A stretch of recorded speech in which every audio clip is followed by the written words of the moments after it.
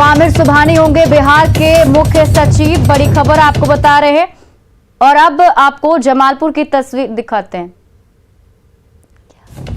कुमार रवि को पटना का नया कमिश्नर बनाया गया है, बड़ी खबर आपको बता रहे हैं। संजय अग्रवाल जल संसाधन विभाग के सचिव होंगे।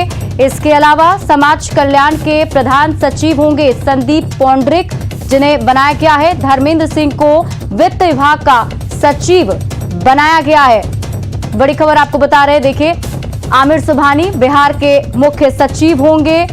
इसके अलावा और भी कई सारे फेरबदल किए गए हैं। अभिषेक सिंह बुडको के एमडी बनाए गए हैं।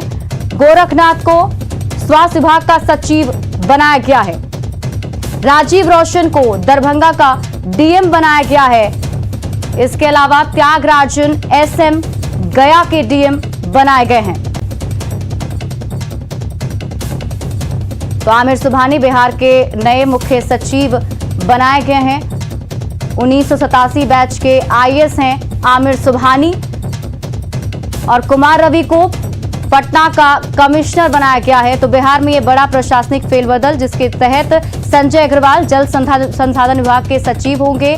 समाज कल्याण के प्रधान सचिव होंगे संदीप पौंड्रिक, जिसके बारे में हम आपको बता रहे हैं। धर्मेंद्र सिंह को गया वित्त विभाग का सचिव बनाया गया है। तो आमिर सुबहानी बिहार के नए मुख्य सचिव होंगे, बड़ी खबर आपको बता रहे हैं। 1987 बैच के आईएएस हैं आमिर सुबहानी। कुमार रवि को पटना का कमिश्नर बनाया गया है। संजय अग्रवाल जल संसाधन विभाग के सचिव होंगे। समाज कल्याण के प्रधान सचिव संदीप पौंड्रिक बनाए गए हैं। धर्मेंद्र सिंह को वित्त विभाग का सचिव बनाया गया है। तो देखिए, राजधानी पटना से आपको खबर बता रहे हैं। अभिषेक सिंह बुडको के नए एमडी बनाए गए हैं। गोरखनाथ को स्वास्थ्य विभाग का नया सचिव बनाया गया है। राजीव रोशन दरभंगा के डीएम बनाए गए हैं। त्यागराजन एसएम गया के डीएम बनाए गए हैं। कौशल कुमार को सुपौल का डीएम बनाया गया है। योगेंद्र कुमार समस्तीपुर के डीएम बनाए गए हैं।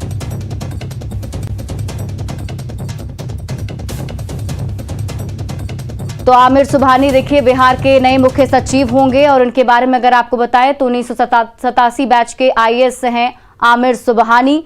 कुमार रवि को पटना का नया कमिश्नर बनाया गया है।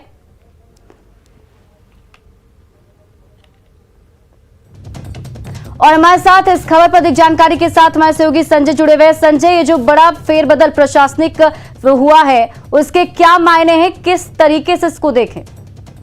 देखिए, निश्चित तौर पर पहले से ही कयास लगाए जा रहे थे कि बिहार में बड़े पैमाने पर प्रशासनिक स्थानांतरण होगा और आखिरकार आज उस पर मुहर लग गई है। आमिर सुबहानी जो बिहार के विकास आयुक्त हैं, वे नए मुख्य सचिव होंगे और 1 जनवरी 2022 से भी अपना पदभार संभाल लेंगे। पहले से भी परंपरा रही है कि जो विकास आयुक्त रहा है वही बिहार का अगला मुख्य सचिव जो है वो नियुक्त किया गया। तो आमिर सुबहानी अब 1 जनवरी 2022 से मुख्य सचिव का पदभार संभाल लेंगे। इसके अलावा बड़े पैमाने पर दूसरे आईएएस अधिकारियों का स्थानांतरण किया गया है और अब कुमार रवि को पटना का कमिश्नर बनाया गया है, जो अभी भवन निर्माण विभाग में सचिव थे। इसके अलावा कई और अधिकारियों का स्थानांतरण आईएएस लेवल के अधिकारियों का किया गया है। आईपीएस अधिकारियों का भी ट्रांसफर किया गया है। और पटना को नए एसएसपी मिले हैं मानवजीत सिंह ढिल्लो, जो समस्तीपुर के एसपी थे, उनको पटना का नया एसपी बनाया गया है। इसके अलावा रेल एसपी के रूप में पीके मंडल का स्थानांतरण किया गया है। तो पहले से ही जो कयास लगाए जा रहे थे, आखिरकार नीतीश सरकार ने आज शाम होते होते उस पर अपनी सहमति दे दी है। और बड़े पैमाने पर निश्चित तौर पर जो फेरबदल हुआ है उसके कई आयाम जो हैं वो सामने आएंगे। और जो ट्रांसफर किया गया आईएएस अधिकारियों का, उसमें कई जिलों के जिला पदाधिकारी भी बदले गए हैं। गया के डीएम अभिषेक सिंह का भी स्थानांतरण हुआ है और वो बुडको के एमडी बनाए गए हैं। संदीप कुमार आरपुट कलकट्टी जो है वो श्रम संसाधन विभाग के सचिव बनाए गए हैं। निदेशक सामाजिक जो दयानिधि पांडे है, उनको समाज कल्याण विभाग का सचिव बनाया गया है। लेकिन संजय जरा ये बताइए कि आमिर सुबहानी को जो नया मुख्य सचिव बनाया गया है, इसके खास मायने क्या हैं?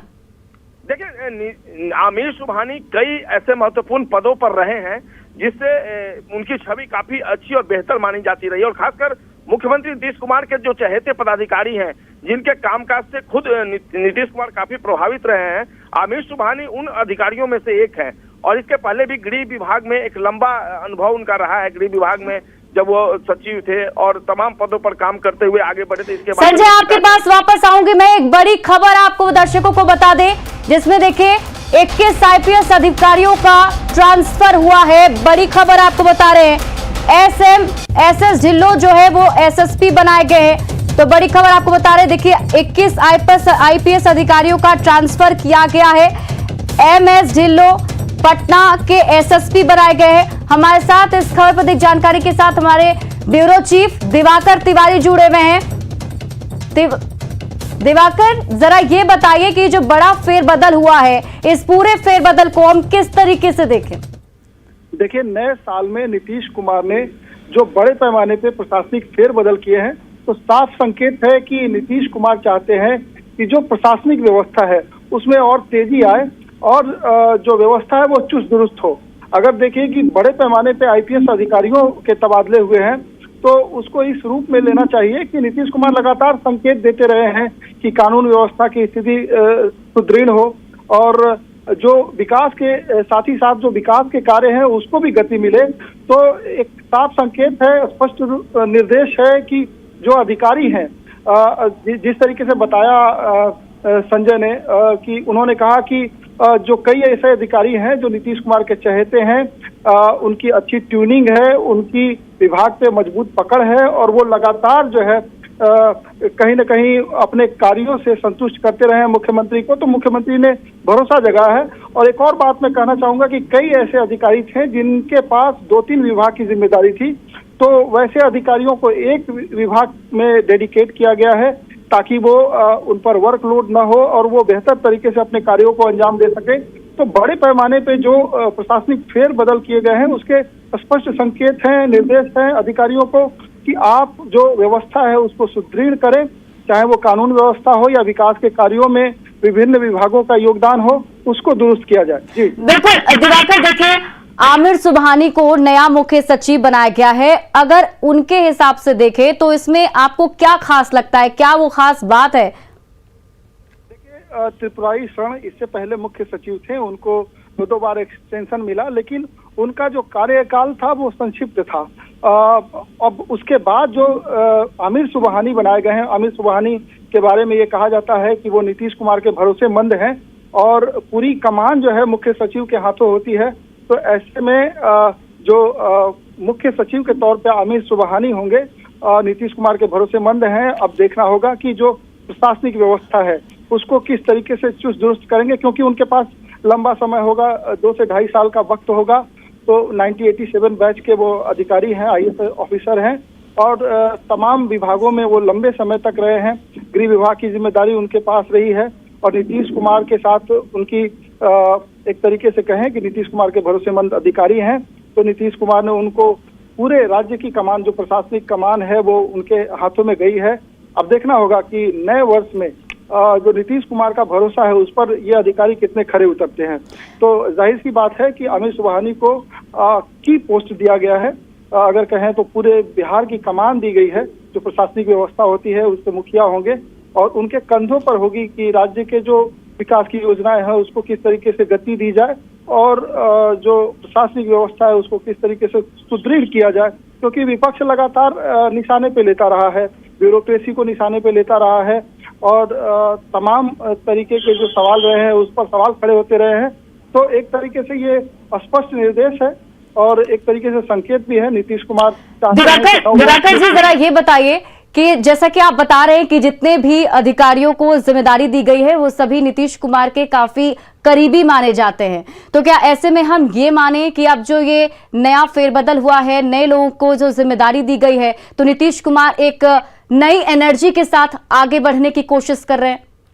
जी बिल्कुल, नीतीश कुमार नई एनर्जी के साथ आगे बढ़ने की कोशिश कर रहे हैं और जब अधिकारियों को ये संकेत होता है और अधिकारियों की एक जो है मुख्यमंत्री के साथ बेहतर ट्यूनिंग होती है, तो या बेहतर तरीके से वो विभाग की जानकारी होती है, विभिन्न महकमों की उनके पास अनुभव होते हैं, तो कहीं ना कहीं जो गति है जो विकास कार्यों की गति है या पूरे राज्य का कमान है, अगर उनके हाथों में होता है और मुख्यमंत्री जिस तरीके से सोचते हैं, नीतीश कुमार जिस एनर्जी के साथ काम करते हैं, अगर वो कदम ताल करते हैं तो राज्य के लिए भी ये सकारात्मक संकेत होता है। तो अब देखना होगा कि नीतीश कुमार ने अपने विश्वस्तों पर जो भरोसा जताया है, जो लंबे समय से उनके निर्देशों पर काम करते रहे हैं, नीतीश कुमार की मंशा को समझते हैं, नीतीश कुमार की कार्यशैली को समझते हैं, उससे वाकिफ हैं, तो वो नीतीश कुमार के मंसूबों को कितना जमीन पर उतारते हैं। जहां कहीं विपक्ष का आरोप होता है कि कहीं चीजों में ढीलापन है या कहीं विकास के कार्यों में सुस्ती है, तो नीतीश कुमार के जो संकेत होंगे, नीतीश कुमार की जो एनर्जी होगी, उसके साथ कितना कदम ताल करेंगे वो आने वाले वर्ष में दिख जाएगा। जो बड़े पैमाने पे फेरबदल हुए हैं उसमें साफ जाहिर है कि नीतीश कुमार चाहते हैं कि नए वर्ष में वो कदम रखें तो सारी चीजें दुरुस्त हो, सारी चीजें सुदृढ़ हो और विकास के काम है उसको दिशा मिले, गति मिले। जी जी जी, बहुत बहुत शुक्रिया तमाम जानकारी के लिए। और फिलहाल इस बुलेटिन में अभी के लिए बस